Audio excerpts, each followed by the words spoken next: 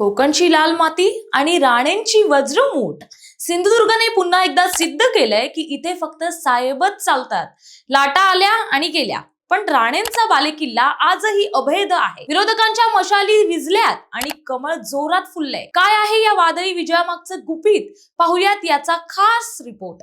नमस्कार, मी प्राची शिरकर. आपण पाहत आहात प्रहार न्यूज लाईन.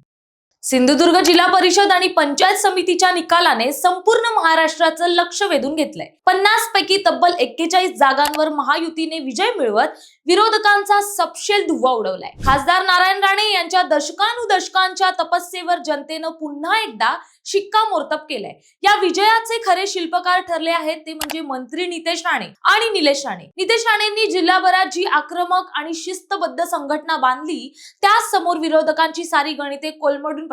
कणकवली असो, कुडाळ असो की सावंतवाडी, राणे कुटुंबाने केलेल्या विकासाच्या राजकारणाला जनतेने मनापासून दाद दिली आहे.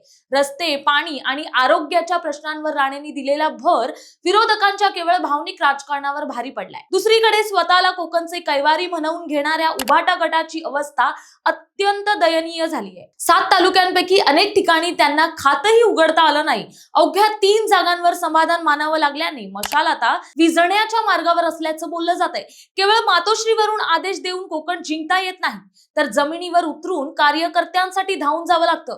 हा धडा सिंधुदुर्गच्या जनतेने उभाटाला दिलाय.